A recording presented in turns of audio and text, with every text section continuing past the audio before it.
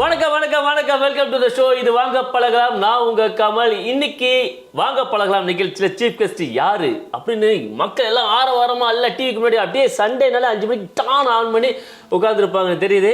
So மக்கள் மத்தியில் நம்ம வாங்க பழகலாம் நிகழ்ச்சியை பற்றி என்ன நினைக்கிறாங்க அப்படின்னு கேட்கறதுக்கு முன்னாடி போன கெஸ்ட்லாம் ஃபோன் பண்ணி கேட்பேன், எப்படி நிகழ்ச்சிக்கு வந்தீங்கன்னா நல்லா இருந்துச்சா, சந்தோஷமா இருந்துச்சா, எப்படி இருந்துச்சுன்னு. தம்பி, நான் வந்த நிகழ்ச்சியிலே இதுவரை போன இன்டர்வியூ ஷோவில் இந்த ஷோ தான்பா மன நிறைவாக இருக்கு, ஹாப்பியாக இருக்கு அப்படின்னு சொல்றாங்க. சரி, மக்கள் மத்தியில் என்ன நினைக்கிறாங்க அப்படின்னு மக்கள்கிட்ட கேட்டால், தம்பி நான் 5 மணிக்கு நீ வர்ற ஷோ பார்க்கறதுக்காக குழந்தைங்க குட்டியோட எல்லாம் உட்காந்துருக்கோம்பா, அப்படி டீ காஃபிலாம் போட்டு உட்காந்துருக்கோம், இது முடிஞ்சதுக்கு அப்புறமா சண்டேல படம் பார்க்க போயிடுவோம்பா, அந்த மாதிரி ஒரு ஷோப்பா வாங்க பழகலாம் அப்படின்னு சொல்லி எல்லாருமே ஹாப்பியாக இருக்காங்க. நீங்கள் கொடுக்க இந்த சப்போர்ட் ஆதரவு தாங்க எங்களுக்கு இன்னும் மேல் மேலே நிறைய சீஃப் கெஸ்ட்லாம் வர வைக்குது. அண்ட் இன்னைக்கு வரப்போகிற சீஃப் கெஸ்ட்டை பற்றி நான் சொல்லணும் அப்படின்னா, இவனை வந்தோன்னே கேட்டேன், அக்கா உங்களை பற்றி ஏதாச்சும் சொல்லணுக்கா அப்படின்னு. என்ன சொல்லணும் அப்படின்னா, எந்த ஒரு கா அப்படின்னு கேட்டேன். கம்பத்தில் என்னக்கா ஃபேமஸ்ன்னு கேட்டேன். கம்பத்தில் நான் தான் ஃபேமஸ்ஸு அப்படின்னு சொல்லிட்டாங்க. ஸோ ஒரு யதார்த்தமான ஒரு அக்கா தான் இன்றைக்கி மீட் பண்ண வரோம். ஸோ இவங்களை பற்றி சொல்லணும் அப்படின்னா, ஹீரோயின்னு சொல்லவா, அக்கான்னு சொல்லவா, சித்தின்னு சொல்லவா, அத்தைன்னு சொல்லவா, அம்மான்னு சொல்லவா, ஸோ ஒவ்வொரு ஆங்கிளையும் ஒவ்வொரு ஸ்டைலில் தெரிவாங்க. வைக்கப்படுறது வர எனக்கே வைக்கப்படுறது. ஸோ இதுக்கு மேலாம் போலுங்க, நம்ம ஷோக்கு போயிடலாம். வழக்கமாக ஒரு சீஃப் கெஸ்ட் வராங்கன்னா அவங்களை பற்றி ஒரு கவிதை சொல்லுவோம், அந்த கவிதை சொல்லி ஆரம்பிச்சிடலாம். 10 பொண்ணு கம்பத்து பொண்ணு கண்ணால வெட்டி தூக்குற எங்க ஊரு காத்து சூறாளி போல புழுதி பறக்க தாக்குற எப்படிக்கா. Welcome to the show. கம்பத்து பொண்ணு மீனா அவர்களே அன்புடன் வரவேற்பதில் மகிழ்ச்சி கொள்கிறது ஆதித்யா டிவி. எப்படி இருக்கீங்க? ரொம்ப ரொம்ப ரொம்ப சந்தோஷம், ரொம்ப ரொம்ப நல்லா இருக்கேன். அதுக்கு முன்னாடி அக்காவோட அந்த கண்ணாடியை கொடுத்துருப்பா, கண்ணாடியை போய் நீ போட்டுட்டு இருக்க. அக்கா இது போட்டா சிம்பு கண்ணாடி மாதிரி, சிம்பு மாதிரி இருக்கேனாக்கா? எப்படிக்கா இருக்கேன் பார்க்க? நீ கமல் மாதிரி இருக்க, பாண்டி கமல் மாதிரி இருக்கு. இது மருதராயத்துல வருவாரு, இது எரும மாட்டு மேல வருவாரு, அந்த அப்படி இல்லையா? நீ கமல் தானே? கமல் தாங்க. நீயா தான் இருக்கிற. எதுக்கு மத்தவங்க, நீயே ஒரு அழகே, நீயே ஒரு ஹீரோ. அப்படியா? நீயே மத்தவங்க கூட கம்பேர் பண்ணணும். அவங்கவுங்க அளவுல ஹீரோ, நீ நம்ம தான். வாய்ஸ் தாங்க. நிறைய பேர் சொல்றாங்க, என்ன வழக்குள்ள எலி மாட்டின மாதிரி கீச்சு கீச்சுன்னு இருக்குங்கிற. சொன்னா கேட்டா தான் சொல்லியிருக்காங்க. ஆனா உனக்கு தெரியுமா, என்னோட வாய்ஸுக்காகவே எவ்வளவு ஆடியன்ஸ் இருக்காங்க தெரியுமா? எங்க 2 லைன் பாடுங்க பாப்பா. நான் பாடுன மாதிரி கம்பத்து பொண்ணு பாடுன மாதிரி பாடுறதுல இல்ல, நான் பேசுறதுல. இல்ல 2 லைன் பாடுங்க, நான் சொல்லி கொடுத்த மாதிரி பாடுங்க. கம்பத்து பொண்ணு கண்ணால நீயும் தாக்குற எங்க ஊரு காத்து புழுதி போல புழுதி பறக்கத்தா. அவ்வளவுதான் தம்பி, போதும். அக்கா யாருக்கா சொன்னா? என்ன சொன்னாங்க? வழக்குள்ள மாட்டின எலி மாதிரி கீச்சு கீச்சுட்டு இருக்குன்னாங்க. எலி இல்லக்கா, இவ கண்ணாடி போடுங்களே. இனிமே எங்கேயாவது பாடுனீங்க, எங்கேயாவது பாடுனீங்க, இந்த கண்ணு 2 வந்து வடிவேல் சார் சொல்லுவார்ல, கண்ணு 2 புடுங்கி காக்காவுக்கு போட்டுற மாதிரி அப்படியே அந்த கொரோனாலையை புடுங்கி காக்காவுக்கு போட்டுருவேன். தம்பி, உனக்கு ஒரு விஷயம் தெரியுமா? சொல்லுங்க.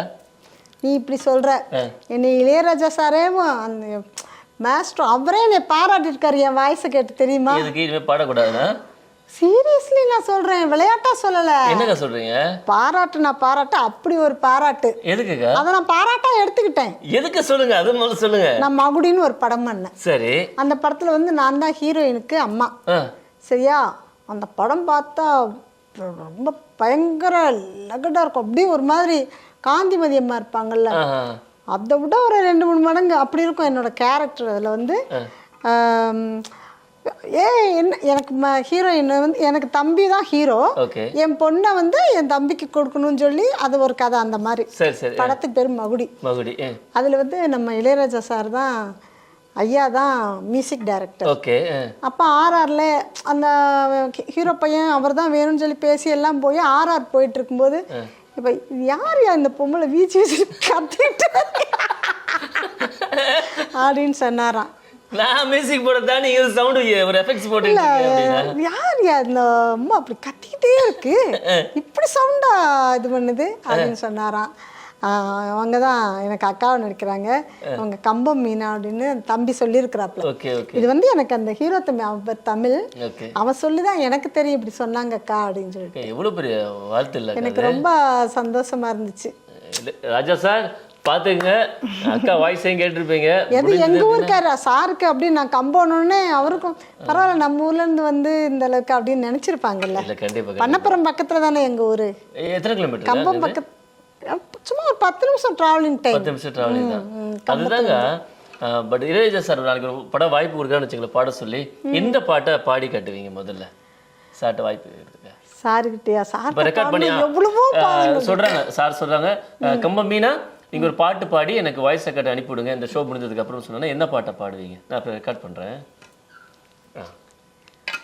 மனசு தடுமாறும் அது நினைச்சா நேரமாறும் மயக்கம் இருந்தாலும் ஒரு தயக்கம் தட போடும் நித்த நித்தம் நினப்பு நெஞ்ச கோழி பாயும். அதுக்கப்புறம் தெரியல அக்கா. சத்தியமாக சாரிக்கா, நான் வாபஸ் வாங்கிக்கிறேங்க. இல்லைக்கா உங்க வாய்ஸை பத்தி எனக்கு கிண்டல் பண்ணிட்டேன். ராஜா சார் பாட்டு பாடும்போது வேற மாதிரி வாய்ஸ் வருதுக்கா. அது அவங்க பையன் பாட்டு பாடும்போது தான் வாய்ஸ் வேற மாதிரி இருக்குது. அது பாட்டு யுவன் சங்கர் ராஜா மியூசிக் சார். அப்படியா? அது இல்லாம ஜென்ஸ் வாய்ஸ்ல அதை எப்படி நான் பாட முடியும்? தப்பு என் மேலதான்.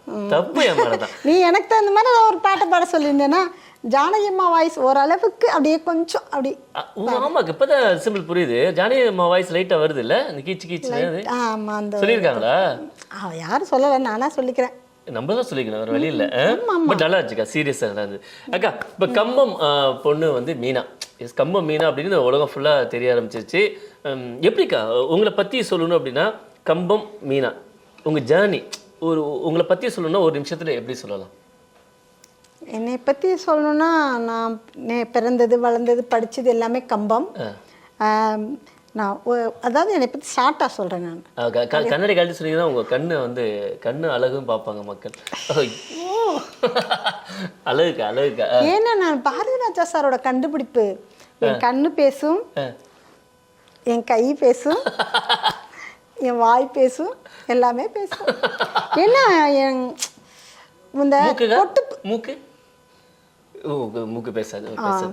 பேசுச்சே இப்ப நீ பார்க்கல. ஓகேக்கா. ஏட்டா கொட்டு பத்தாலும் மோதிர கையில கொட்டு போடணும்னு சொல்லுவாங்கல்ல, அது மாதிரி நான் மோதிர கையில கொட்டு பத்தவா. அப்படியாக்கா? ஆமா. பாரதி ராஜா சாரோட அவர் தான் எனக்கு என்னை இன்ட்ரடியூஸ் பண்ணாங்க. அதாவது அவர் வந்து என்னை ஒரு ஆளா நினைச்சு இன்ட்ரடியூஸ் பண்ணியிருக்க மாட்டாங்க. மீன்ஸ் என்னன்னா ஒரு கேரக்டருக்கு ஒரு ஆள் வேணும், லோக்கல்ல போடுவோமே அப்படின்ட்டு. நான் எங்க ஊர்ல தான் ஷூட்டிங் நடந்துச்சு. தெக்கத்தி பொண்ணு நம்ம கலைஞர் சேனல்ல தான் வந்துச்சு. தெக்கத்தி பொண்ணு சீரியல் பாரதிராஜா சார் ஃபர்ஸ்ட் சினிமாவையும் வெளியில அவுட்டோர்னு சொல்லி வெளியில கொண்டு வந்து எடுத்ததும் நம்ம பாரதிராஜா சார் தான். சீரியலையும் வெளியில கொண்டு போய் எடுத்து நிரூபிச்சவரும் நம்ம பாரதிராஜா சார் தான். ஃபர்ஸ்ட் தேனி மாவட்டத்துக்குள்ள வந்து தெக்கத்தி பொண்ணு சீரியல் எடுத்தாங்க. 10th தான் படிச்சிருக்கேன். 10th படிக்கும்போது கல்யாணம் ஆயிடுச்சு. அப்படியும்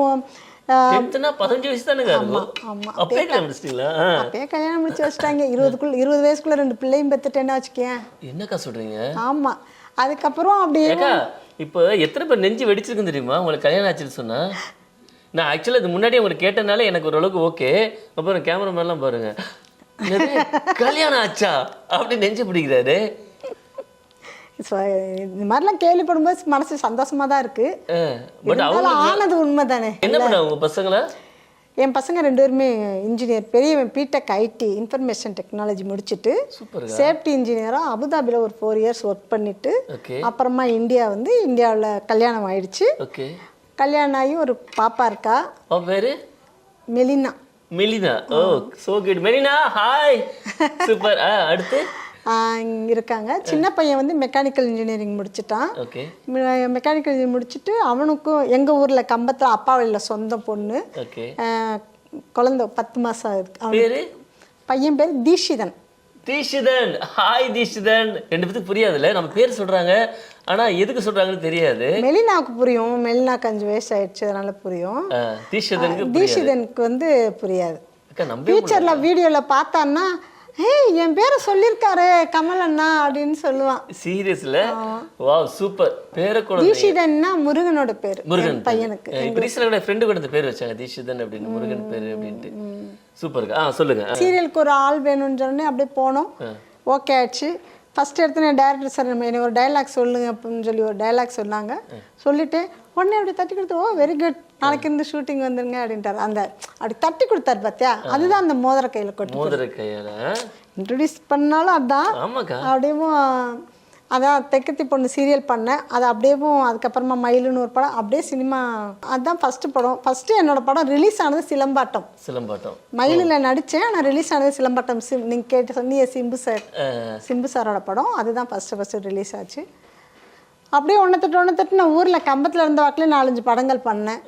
அப்படியே லிங்க்ல தான் எதுவுமே நான் அதாவது தேடி போல் ஒரு சீரியல் பண்ணுறோம், அதில் ஒரு மேனேஜர் மூலமாக மயில் பண்ணுறேன், அதில் அங்கே மேனேஜர் மூலமாக அப்படியே இது சிலம்பாட்டம் பண்ணுறேன். இந்த மாதிரி அப்படி சொல்லி அப்படியே போயிட்டு இருந்தது. சரி நம்ம ஏன் இதில் ஏதோ நம்மளுக்கு இருக்குது, நம்ம ஏன் சென்னையில் போய் வாய்ப்பு தேடக்கூடாது அப்படின்னு நினச்சி சென்னை கிளம்பி வந்தவ தான். அப்படி பண்ணைபுரத்தில் ராஜா சார் கிளம்புன மாதிரி நீங்களும் கிளம்பிட்டீங்க. வாங்க சென்னைக்கு போகலாம். மஞ்சள் பையோட வந்தீங்களா இல்லை பெட்டியோட வந்தீங்களா இல்லை ட்ராலி சூட் கேஸோட வந்தீங்களா? இல்லை, ஆக்சுவலி ஷூட் கண்டினியூட்டி இருந்துச்சு. அப்போ தான் ஃபஸ்ட்டு எனக்கு சென்னை எந்த பக்கம் இருக்குன்னு தெரியாது. ஓ சரி சரி. சென்னை எங்கள் அம்மா அவங்க எங்களை மதுரைக்கு இந்த பக்கம் கூட எங்களை கூட்டிகிட்டு போனதில்லை, தெரியாது. இது நிறைய இடத்துல சொல்லியிருக்கேன். ஃபஸ்ட் டைம் சென்னையில் இப்போ தெரியும், அப்போ எனக்கு தெரியாது. அசோக் பில்லரில் வந்து இறங்குறேன், என்னை பிக்கப் பண்ணி கூட்டிகிட்டு போனாங்க ஷூட்டிங்க்கு. அப்புறம் முடிச்சுட்டு அப்படியே ஊருக்கு போயிடுவேன். இந்த மாதிரி ஷூட் இருந்தால் வந்துட்டு போயிட்டு இருந்தேன். அதுக்கப்புறமா சரி நம்ம சென்னையில் இருந்தேவும் வாய்ப்பு தேடுவோம்னு சொல்லிட்டு அப்படியே சென்னை கிளம்பி வந்தாச்சு. நான் எதுக்கு தெரியுமா உங்க பின்னாடி வந்து கோயசர்லா மேடத்தை நான் ஃபோட்டோ வைக்க சொன்னேன் நான். ஏன் அப்படின்னா கோயசர்லா மேடம் வந்து நிறைய லெஜெண்ட், அவங்க வந்து காமெடியில் ஆக்டிங்கில் லெஜெண்ட். அதுக்கப்புறம் பார்த்தீங்கன்னா ஆர்டிஸ்ட் எங்களுக்கு தமிழ் சினிமாவில் தேடிட்டு இருக்கோம் இந்த மாதிரி ஒரு பெர்ஃபார்மன்ஸ் பண்ணுறதுக்கான ஆள். பட் நீங்கள் சின்னத்திரையில் வந்து அதுக்கான பெர்ஃபார்மன்ஸ் எல்லாம் கொடுத்துட்டீங்க, நிறைய ஹிட் சீரியல்ஸ் கொடுத்துட்டீங்க. அடுத்து வெள்ளித்திரையில் அதுக்கான இடத்த வந்து நீங்கள் ஃபில் பண்ணணும் அப்படிங்கிறதுக்காக தான் மேடத்தோட ஃபோட்டோ வச்சேன். எப்படி ஃபீல் பண்ணுறீங்க ஆக்சுவலாக? எனக்கு என்ன ஆகணும் ஆசை சினிமாவில், உங்களுக்கான இடம் எப்படி இருக்குன்னு நினைக்கிறேன்? எனக்கு ஒரு நல்ல காமெடி ஆர்டிஸ்ட் ஆகணும். இல்லை இவங்க சரண்யா பொன்வனன் இருந்தாங்கல்ல மேடம், அவங்க அது மாதிரி அவங்க இப்போ அவங்க உண்மையிலே அம்மா ரோல் கூட அவங்க இருந்த இடத்துக்கு வர மாதிரி இன்னும் யாரும் பெருசாக எல்லா ஹீரோ நடிச்சிட்டாங்க, அதனால இனிமே இல்லை. அதனால புதுசாக சரி அந்த இடத்துக்கு நம்மள ஒரு அம்மாவா போட்டு இது பண்ணலாம். இல்லை காமெடியில் ஆச்சியம்மா, நம்ம கோவைசர்ல மேடம், நம்ம ஊர்வசி மேடம், அவங்களாம் பெரிய பெரிய லெஜெண்ட். வாய்ப்பு கிடைச்சா என்னவா வேணாலும் நினைக்கலாம். அவங்களும் இப்போ அவங்கவுங்களுக்குன்னு ஒரு தனி இது ட்ரேட்மார்க் இருக்கும், அவங்களுக்குன்னு தனி ஸ்டைல் இருக்கும். வாய்ப்பு கிடைச்சா கண்டிப்பாக கிடைக்குங்க. நான் இப்போ வந்து உங்களை வந்து காமெடியாகவே நாங்கள் பார்த்துட்டோம். கம்ப மீன் அப்படின்னா ஓகே காமெடி ரோல் பண்ணுவாங்க சீரியல்ஸில் அப்படின்னு, ஒரு அம்மா ரோல் கொடுக்குறாங்கன்னு வச்சுங்களேன். இப்போ நான் ஒரு பையன் என்ன ஒரு ஹீரோன்னு எடுத்துங்க இப்போதைக்கு. ஹீரோ தான் தம்பி. சரிக்கா, தேங்க்ஸ்க்கா. நீங்கள் வந்து ஒரு அம்மா ரோல் பண்ணுறீங்க, ஒரு எமோஷனலான ஒரு டைலாக் பேசி ஏதாச்சும் நடிச்சு காட்டுங்களேன். Camera rolling action. ஏண்டா எப்படா நீ எல்லாம் திருந்த போற? உனக்காக நான் எவ்வளோ கஷ்டப்பட்டிருக்கேன் தெரியுமா? செய்யாத வேலை இல்லை, ஒவ்வொரு வீட்டிலும் போய் 10 பாத்திரம் தேய்ச்சி காட்டு வேலை பார்த்து கையில் 4 காசு பார்த்து நல்லா படிக்க வச்சு பிரயோஜனம் இல்லாமல் இருக்கியடா. இப்படி எப்படா நீ எல்லாம் மாறுவேன்? என் கஷ்டம் எப்படா புரிஞ்சுக்கிற போறீங்க? வேலை கிடைக்க மாட்டேங்குமா, நான் என்னம்மா பண்ணுறேன்? தேடணும்டா, கிடைக்காதுன்னு வீட்டுக்குள்ளே இருந்தால் கிடைச்சிருமா? நீ தானே போய் தேடணும். எனக்கு என்னடா தெரியும்? என்னால் சம்பாதிக்க முடியும், உங்களை படிக்க வைக்க முடியும், காசு கொடுத்து இது பண்ண முடியும், வேற என்னடா பண்ண முடியும்? நானா படித்தா இருக்கேன், உங்களை கூட்டிகிட்டு போய் என்ன எதுன்னு தெரிஞ்சு நான் சொல்கிறதுக்கு நானே 4 எழுத்து படிக்காத கை நாட்டுக்காரு. அதாம்மா உனக்கு கூட வேலை கிடைக்குது, எனக்கு வேலை கிடைக்க மாட்டேங்குதுமா.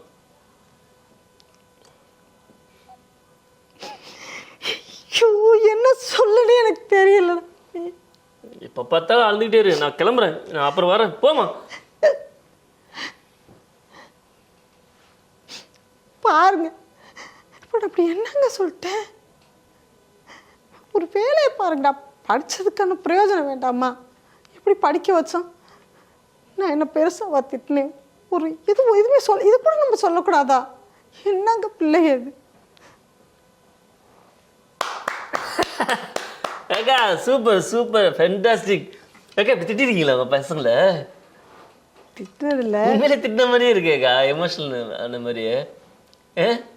10வது தான் இன்னும் எனக்கு வரல டக்குன்னு எமோஷனல். இன்னும் வரும், இன்னும் வேற லெவல்ல இருக்கும். நான் நடிச்ச படங்கள்லாம் நிறைய. இல்லக்கா, இது ஜஸ்ட் நம்ம ஷோக்காக பண்ணதுதான். சூப்பர்க்கா. அண்டு நீங்கள் இந்த சின்ன திரையில் இத்தனை வருஷம் பண்ணீங்களாக்கா, படமாக இருக்கட்டும், சீரியல்ஸாக இருக்கட்டும், இத்தனை வருஷத்தில் மறக்க முடியாத தருணம் ஏதாச்சும் இருக்கா? உங்கள்கிட்ட பாராட்டு வாங்கிக்கிறேன் ராஜா சார், பாரதியா சார் தாண்டி வேற யார்ட்டாச்சும் பாராட்டு, விருது அந்த மாதிரி? இல்லை, நான் திரும்ப இதை சொல்லிடுறேன், அதுக்கப்புறம் மற்றவங்கள சொல்கிறேன். திரும்ப திரும்ப பாரதிராஜா சார்வே சொல்கிறேன் அப்படின்னா எனக்கு அந்த மாதிரி நடந்தது, அதனால சொல்கிறேன். நான் வந்து தெக்கத்தி பொண்ணு நடிச்சிட்டேன். அதுக்கப்புறம் அவ்வளோதான். அதுக்கப்புறம் என்னோடய சினிமா பயணம் வேறு வழியில் அப்படியே தொடர்ந்துருச்சு. சென்னை வந்துட்டு எல்லாம் முடிச்சிட்டேன். எனக்கு வந்து ஒரு படம் வந்து இப்படி வாய்ப்பு கேட்டு போய் கொடுக்கும்போது டைரக்டர் தாமிரா தெரியுமா உனக்கு? தாமிரா தெரியுமாக்கா? ரெட்டைச்சிலி படம். ரெட்டைச்சிலி சார், பாரதிராஜா சாரும் பாலச்சந்தர் சாரும் அதில் பண்ணாங்க. அது எனக்கு தெரியாது. அங்கே ஆஃபீஸில் போய் இப்படி கேட்குறோம், இந்த மாதிரி வாய்ப்பு கொடுங்க சார்னு ஃபோட்டோ வாங்கிக்கிறாங்க. அப்போ கால் பண்ணுறாங்க, இந்த மாதிரி திருநெல்வேலியில் ஷூட்டு, எத்தனை நாள் என்ன நம்ம ஃபார்மாலிட்டிஸ் எல்லாம் முடிச்சுட்டு நான் போய் ஷூட்டிங் ஸ்பாட்டில் வர வச்சு கூட்டிகிட்டு போயிட்டாங்க. அங்கே இருக்கோம், எல்லாம் ரெடி. வீடு சீனு போய் நிற்கிறோம். நான் வந்து பார்த்தா பாரதிராஜா சாருக்கு மருமகன். எப்படி இருக்கும் எனக்கு.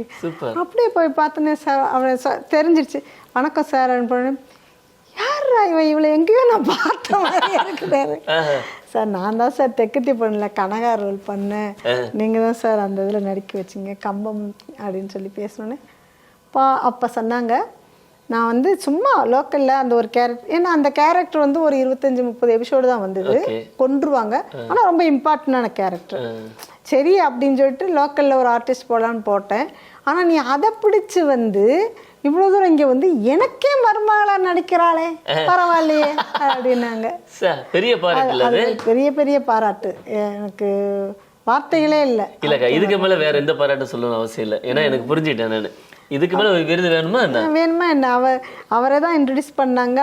எனக்கு அவங்களுக்கு யதார்த்தமாக சொன்ன வார்த்தைகள் எல்லாமே நம்மளுக்கு ஒரு பெரிய பெரிய அவார்டு மாதிரி தானே. கண்டிப்பாக கண்டிப்பாக. எவ்வளோ பெரிய லெஜெண்ட் அவர். அது இல்லாமல் நான் பாலச்சந்தர் சார் கூட நடிச்சிட்டேன்னா நடிச்சு முடிச்சாச்சு. ஃபோட்டோ வச்சிருக்கீங்களாக்கா அவங்க கூட எடுத்து? இல்லை தம்பி, அப்போயெல்லாம் இந்த வசதி இந்த மாதிரி இல்லை. ஃபோன் இருந்துச்சா தெரியல, எனக்கு ஞாபகம் இல்லை. வீட்டுக்கு போயிட்டு அனுப்பிவிடுங்க, ஓகேங்களா? அண்ட் இத்தனை வருஷம் டிராவலிங். அதுக்கப்புறம் இன்னொன்று சொல்லுங்க. பாரதிராஜா சாரோட அவர்தில் நடித்து மர்மலா நடிச்சுட்டு எல்லாம் முடிஞ்சு. நான் மணிரத்ன சாரோட கடல் பண்ணியிருக்கேன், ராவணா பண்ணியிருக்கேன். ராவணாவில் தமிழ்லேயும் நடித்தேன், ஹிந்திலையும் நடித்தேன்.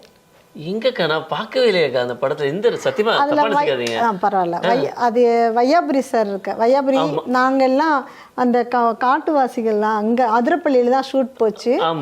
அங்கே அவங்களோட காம்பினேஷனில் தமிழில் விக்ரம் சார் நடிக்கும்போது அவங்க கூட நாங்கள் எல்லாம் இருப்போம், நடிச்சிட்டு இருப்போம். அப்படியே கட் பண்ணி அந்த இதில் ஹிந்தியில் அந்த கூடாரத்தில் இருப்போம். நடிச்ச 16 நாள் அதிரப்பள்ளியிலேயே ஷூட் போச்சு. ஐயோ மன்னிச்சுக்கா, சத்தியமா சொல்றேன். நான் ஆக்சுவலி நான் போய் திருப்பி இன்னைக்கு இம்மிடியேட்டா போய் பார்க்குறேன் அவனோட படத்தை. அது மாதிரி கடல் பண்ணேன் 2வது. அருண் சம்மே சார் அந்த அந்த கடல் வாழ் அந்த மணப்பாடு திருச்செந்தூர் பக்கத்தில் அங்கதான், அங்கே அந்த படத்தில் நடிச்சிருக்கேன். நிறைய படங்கள் பண்ணியிருக்கேன். எனக்கு நல்ல கொஞ்சம் நேம் கிடைச்சது வந்து களவாணியில் கிடைச்சது. அப்புறமா முண்டாசுப்பட்டி நல்ல நேம் இருந்தது. ஆமாம், முண்டாசுப்பட்டியில் வேற மாதிரியான ஒரு ரோல், நல்ல காமெடியான ரோல் வேற. அது நான் அப்போ அந்த படத்தில் நடிக்கும் போது இது இந்த அளவுக்கு ரீச் ஆகும்னு சொல்லி காட்டுங்க. அந்த படத்தில் ஏதாச்சும் டைலாக். தம்பி என் புருஷன் ஒரு போட்டோ பிடிச்சி போடுங்க தம்பி, அவன் தொல்லை தாங்க முடியல, எப்போ பாரு அடிச்சுக்கிட்டே இருக்கான் காலி பண்ணுறதுக்கு. அதோ அங்கே நிற்கிது பாருங்க அந்த மீசை, அவர் தான்.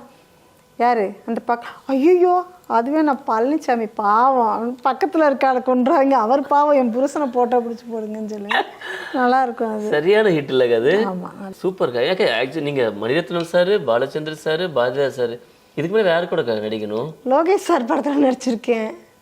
என்ன படம்? லோகேஷ் கனகராஜ் சாரோட கைதியில் ஃபஸ்ட்டு நான் தான் வருவேன். ஃபர்ஸ்ட் எடுத்தோன்னே அந்த படத்துல லேடிஸே வர மாட்டாங்களே.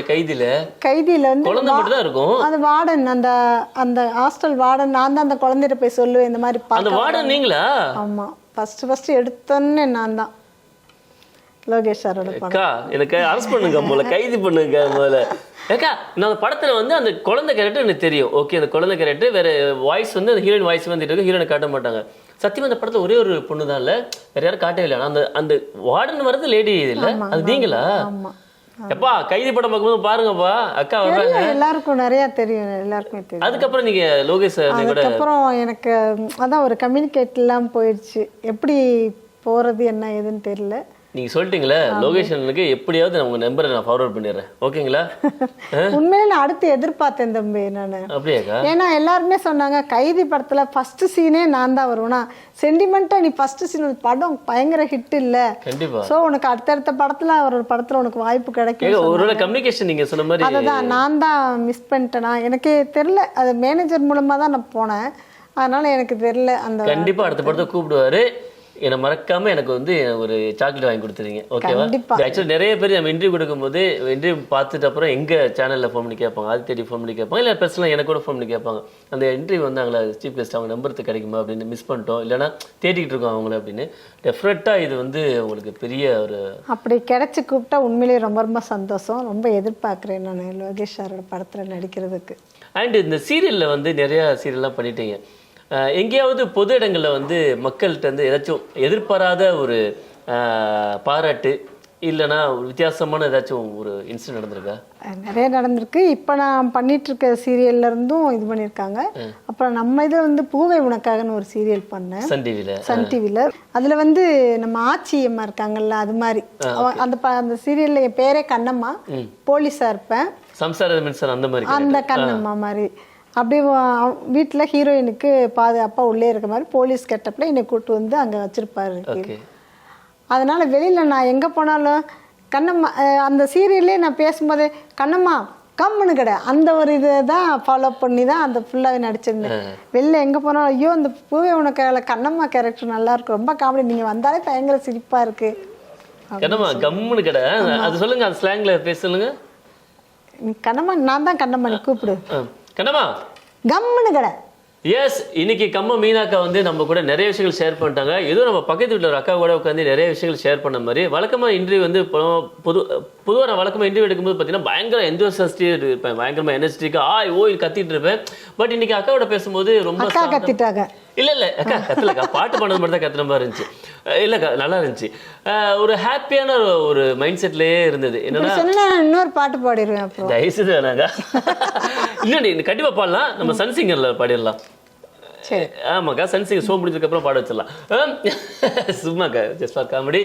அண்டு இன்னைக்கு அக்கா கூட நிறைய விஷயங்கள் பேசும்போது நிறைய விஷயங்கள் பார்த்துட்டு இருக்கு, உங்களுக்கு வந்து யூஸ்ஃபுல்லாக இருந்திருக்கும் அண்ட் என்டர்டெயின்மெண்ட்டாக இருந்திருக்கும் நம்புறேன். அண்ட் சீரியல் அக்கா சீரியல்ஸ்லாம் நிறைய தொடர்ந்து பாருங்க, சப்போர்ட் பண்ணுங்க. வாங்க பழகலாம் நிகழ்ச்சி எப்படி இருந்துச்சு? நம்ம ஆதித்யா டிவி நேயர்களுக்காக சொல்லுங்க, எப்படி இருந்துச்சு ஷோ? வாங்க பழகலாம் நிகழ்ச்சி அப்படியே பழகிக்கிட்டே இருக்கணும், அப்படியே எங்கே எந்திரிச்சு போகவே கூடாது அப்படிங்கிற மாதிரி ரொம்ப ஜாலியாக இருந்துச்சு. அதில் நம்ம ஆண்டி கமல் வந்து செம்மையாக சூப்பராக அப்படியே நம்மளை என்கரேஜ் பண்ணியே கேள்வியை கேட்டு கேட்டு வாங்கிட்டாரு. ரொம்ப சந்தோஷமாக இருக்குது, நல்லா இருக்குது. கண்டிப்பாக ரசிகர்கள் மக்கள் நீங்கள் வாங்க பழகலாம் நிகழ்ச்சியில் பழகி பாருங்கள், பார்த்துட்டு பழகிறதுக்கு வாங்க. எஸ், வணக்கம். இதுவரையும் ஆதித்யா டிவியில் வாங்க பழகலாம் ஷோ பார்த்து என்ஜாய் பண்ணியிருப்பீங்க. இன்னைக்கு நம்ம சீஃப் கெஸ்ட் கம்ம மீனா அவர்கள் சூப்பராக இன்டர்வியூ கொடுத்தாங்க. நிறைய விஷயங்களை அவங்க வந்து ஓப்பனாக ஷேர் பண்ணாங்க இந்த இன்டர்வியூவில், ரொம்ப ரொம்ப ஹாப்பியாக இருந்தது. அண்ட் இதே மாதிரி அடுத்த வாரமும் நம்ம வாங்க பழகலாம் நிகழ்ச்சியில் சூப்பரான சீஃப் கெஸ்டோட சந்திக்கும் வரை உங்களிடமிருந்து நன்றி கூறி விடை பெறுவர் உங்கள் பாண்டி கமல். நன்றி, வணக்கம். எப்படி இருக்கு கொண்டை? சூப்பராக இருக்கா? அக்கா தான் போட்டு விட்டாங்க.